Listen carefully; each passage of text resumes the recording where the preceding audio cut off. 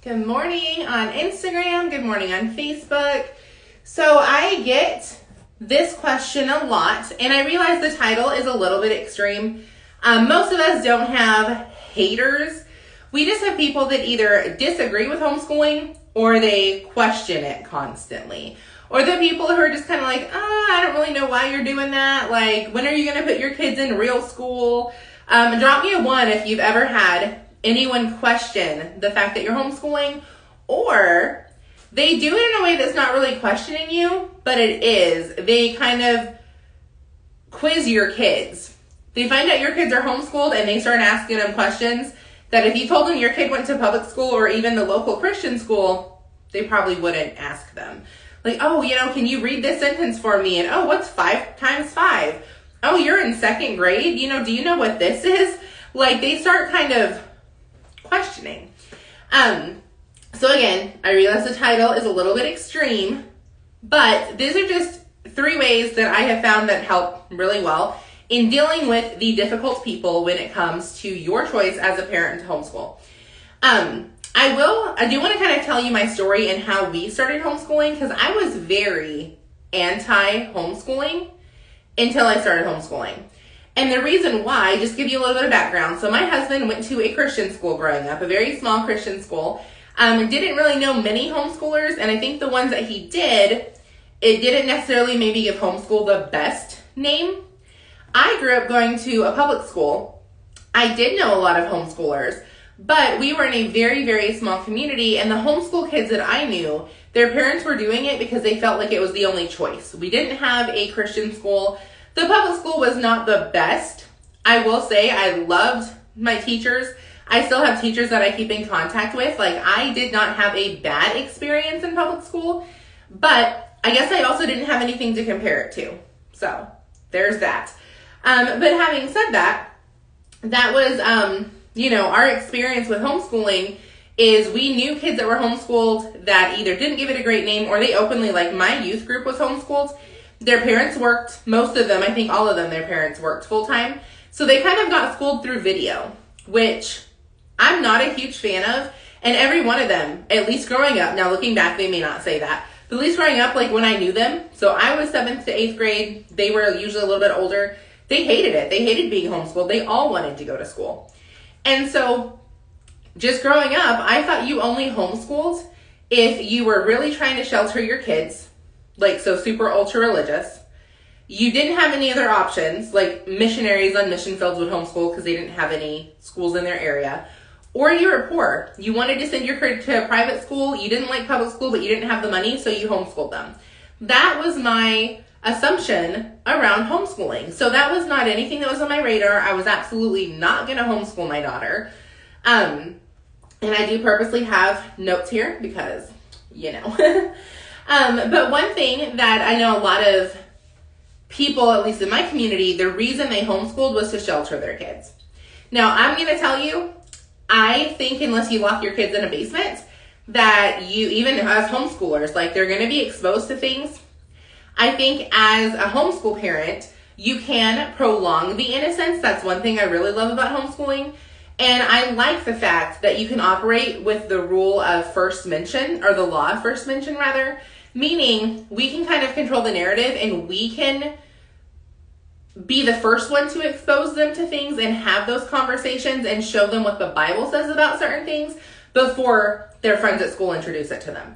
So I do like that aspect of homeschooling. But I don't know, like our kids live in the world, guys. I think they're going to be exposed to things that maybe we weren't exposed to as kids. Now, I was exposed to a lot, but I know my circumstances weren't normal. So I base it off of my husband because he did grow up in a very good Christian home. He went to a good Christian school, yet his siblings and him were still exposed to certain things. And so I kind of judge it off of that. Even back in the day, like they were exposed to things that probably our parents and our grandparents weren't. But I think today our kids are exposed to much more, much quicker than even we were as kids. So I think that's just part of the world we live in. We're gonna have to have those difficult conversations with our kids. So having said all of that, let me just make sure I got all of that. Yeah. So pretty much that was my assumption around homeschooling. I'm going to tell you how my homeschool story started, because again, wasn't something that I was going to choose to do for sure. My daughter, Glory, she was actually almost 4. We wanted to start her in preschool, and we found out her birth date was 3 or 4 days past the cutoff date. Now, because the school that we were looking at is the local Christian school, we could have fought to get her in, but I was not convinced. Like, I wasn't looking at her like, oh, she's so ready to go to school, like she has to go to school. But I was also looking at her like, not doing anything for the whole year is also not something that's going to benefit her. We were kind of halfway in between. Like, we wanted something, but we weren't, like, she didn't need full-fledged school at that point. So we didn't fight to get her in. Because, again, it was not something that we felt the Lord wanted us to, like, put her in school. As far as, when we got the door shut, it was kind of like, okay, that was God's way of saying you don't need to put her in school right now. Hey, Rhonda. But, like I said, we knew that she needed something. She didn't need a whole nother year of nothing, if that makes sense. So, just a disclaimer, we did use a curriculum for preschool. I wouldn't recommend that. I would recommend looking into play school and do child-led learning and learning through play. I would not recommend a 4-year-old sitting down and actually doing workbooks. Just throwing that out there. We did it. Looking back, hindsight 2020, it was not a great idea. I think it actually stunted her growth in certain things when it comes to learning. I think it gave her a negative experience in certain things. So I just thrown it out there. I wouldn't do it. Having said all of that, so I literally told my husband, I was like, you know what? I'm just going to homeschool her for preschool. I mean, it's preschool. What's the worst that can happen? I screw up and then we put her in preschool next year? If I don't homeschool her, she's doing nothing and then I'm putting her in preschool next year. So something's better than nothing, right? Even if I do it and it's not amazing, then she just goes to preschool next year and she's a little bit ahead because we've at least touched some of the things. So he was like, okay, he's not a homeschool advocate, or at least he wasn't. Now he's more on the fence that we've been doing it for a while, but he wasn't. It wasn't something he was passionate about. But then came to the money. He's like, well, we don't have a budget for this. So I found a curriculum online for $25, and then you had to print it. So it ended up being about $105 for the entire year, because I sent it off to be printed the entire year at one time.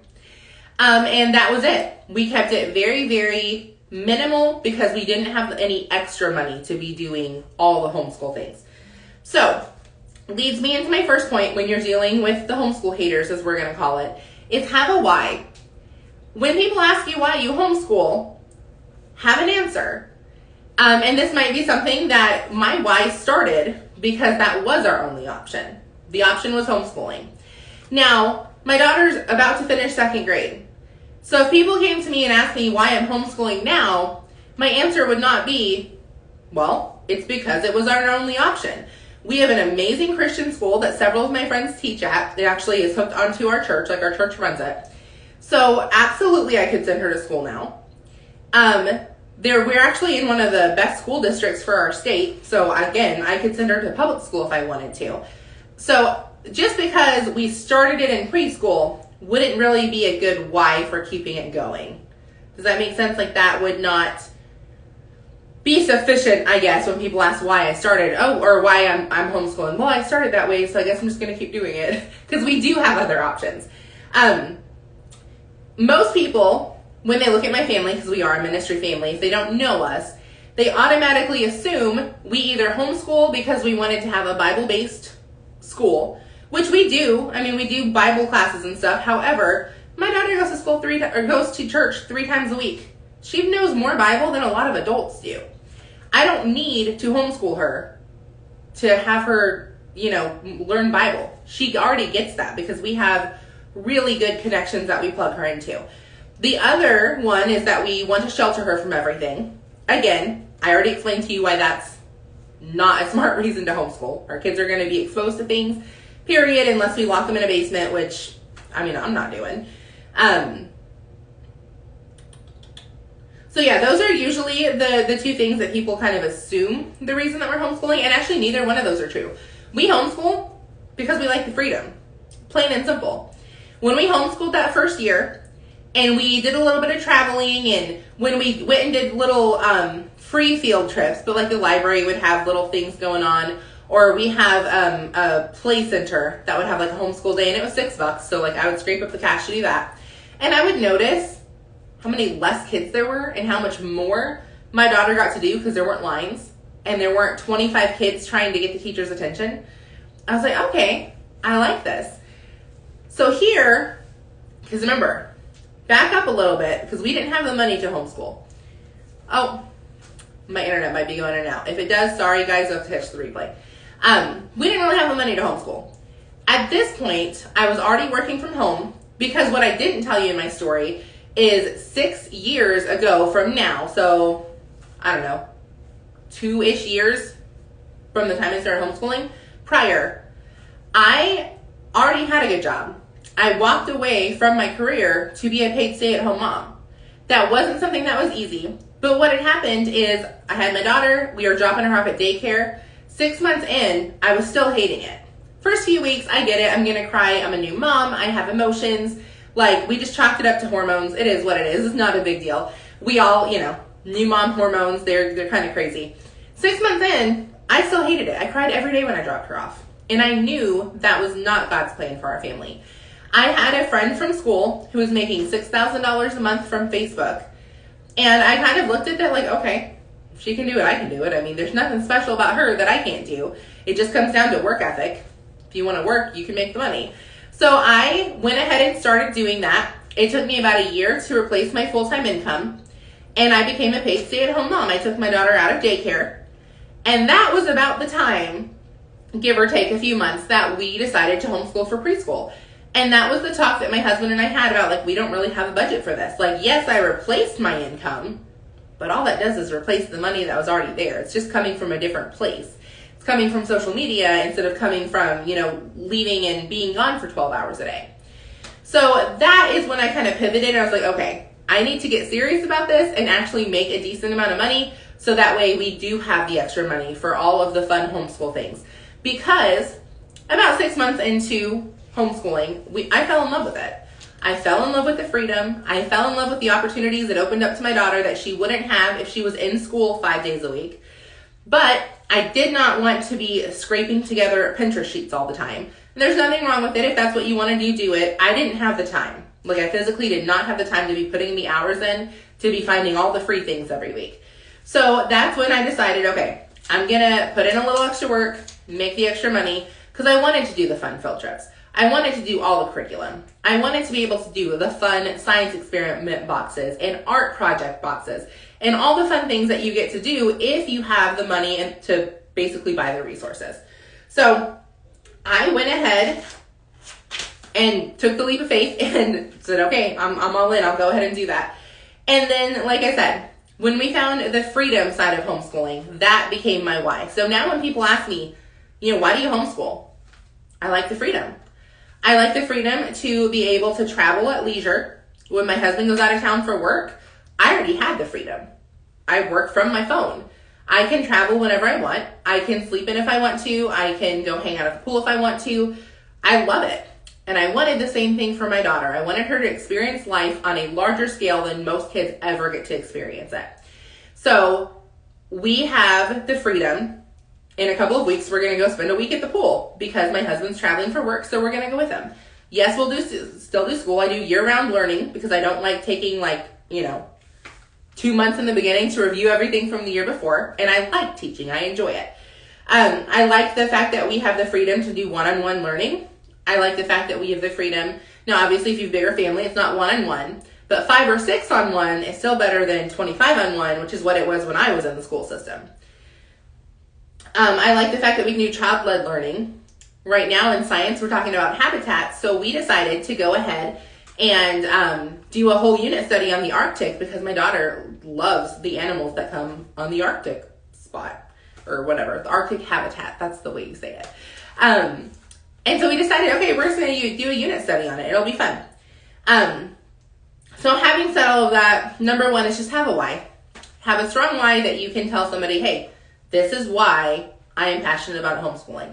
And that's, freedom. Freedom is for us. Now, you might have a whole different reason, but I love the fact that I get to teach other homeschool moms how to make money from their phones be able to homeschool their kids and be able to do all the things and make all the money and not sacrifice anything for it. So I love the freedom.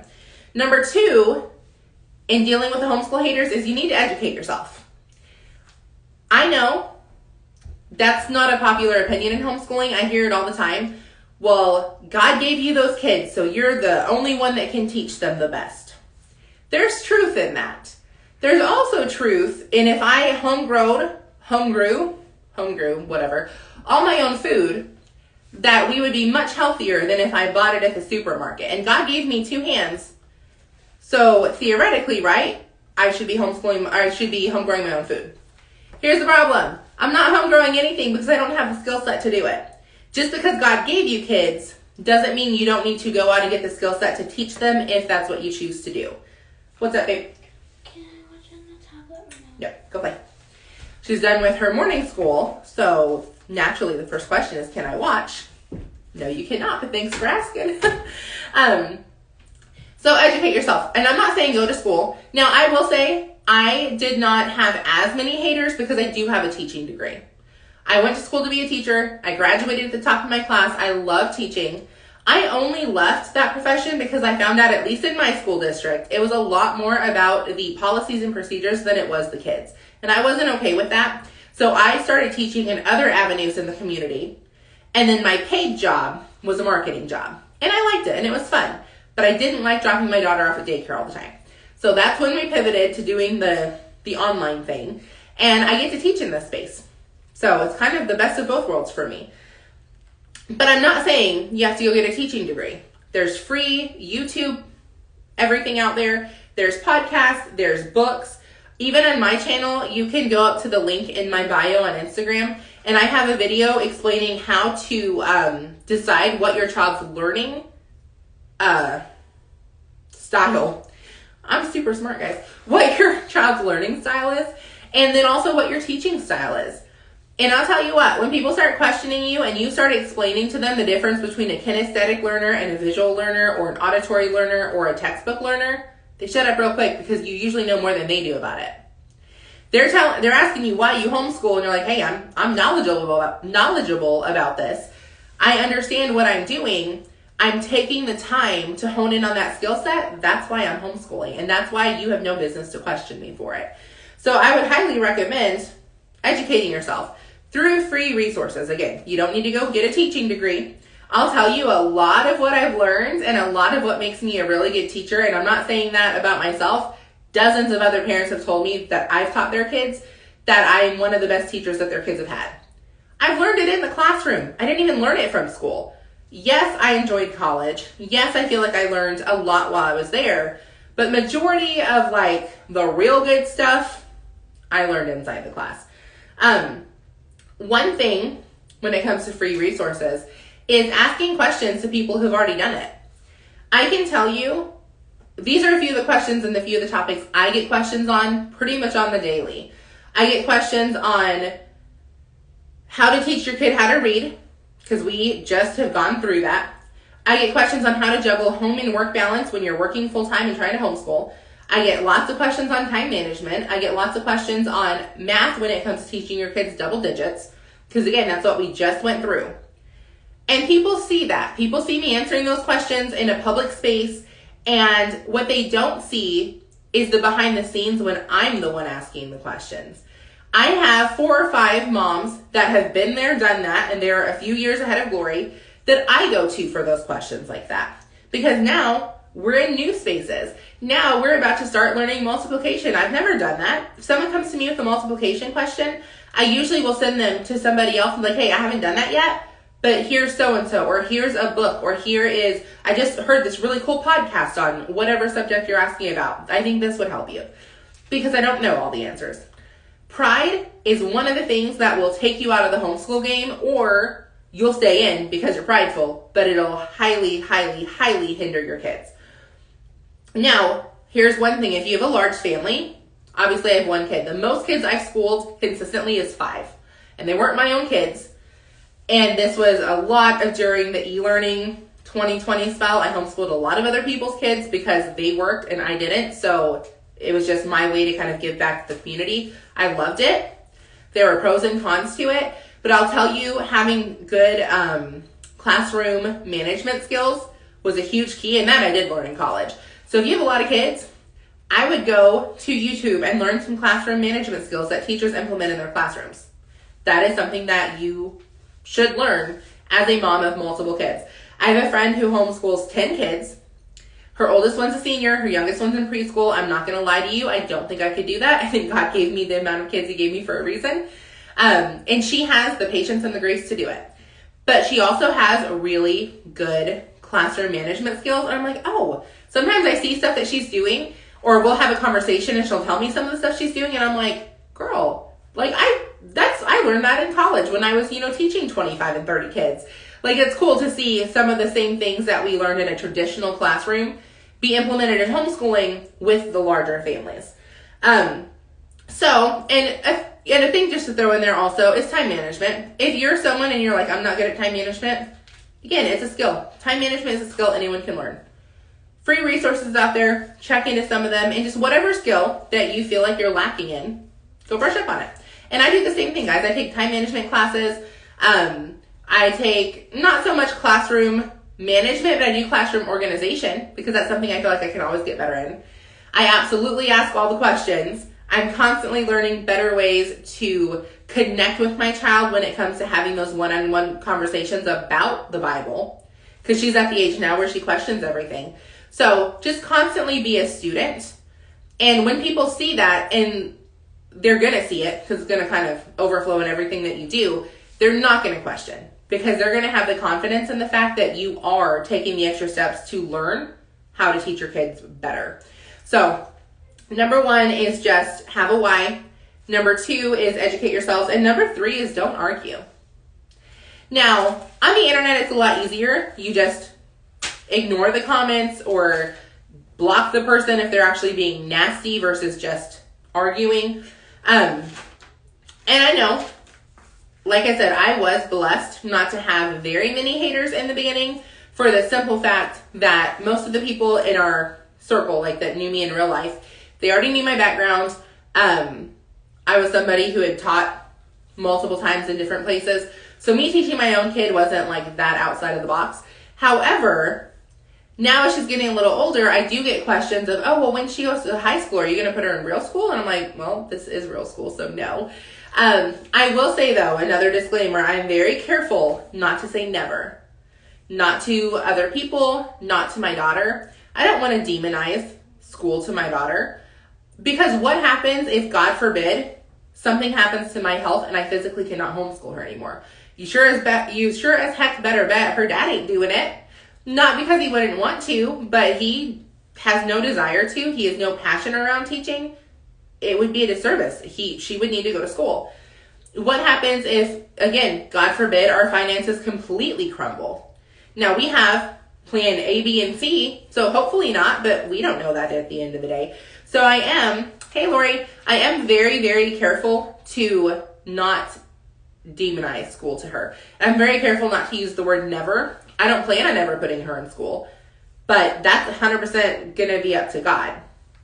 You know what I'm saying? So I would just give you that little word of caution as well. I do hear parents telling their kids, why public school, or not public school, but why school in general sucks, and, why all their friends are, so sad that your friends have to go to school and, mommy doesn't. So sad that your friends have to go to work and mommy doesn't. Like, that can change in the blink of an eye, and you don't want your kid thinking that because someone else goes to school that they have bad parents, or because someone else goes to work and you don't, that mom is a lesser mom than you.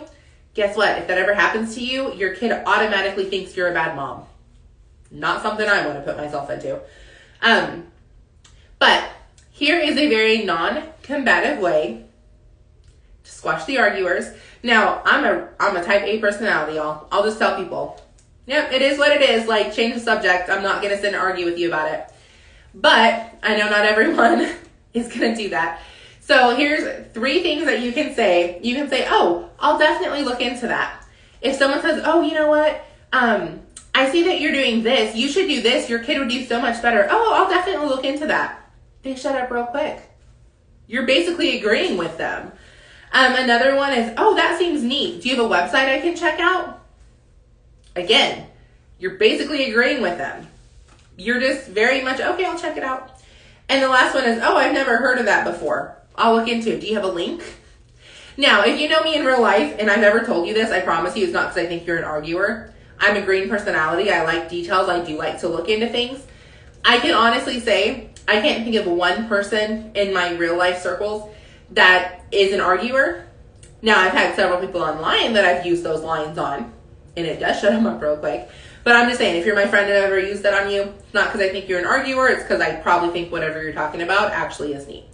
But it is a foolproof way to deal with the arguers if you have those in your life. And I would say most homeschool parents probably have at least one of those. So, hope you enjoyed the video. Like I said, 3 ways to deal with the homeschool haters. 1 would be have a why. 2 would be educate yourself. And 3 would be, I don't even know. What was 3? Y'all, this is my brain. This is your brain when coffee runs out. Oh, duh. 3 is don't argue. So, I will see y'all in my next video. Have an awesome day.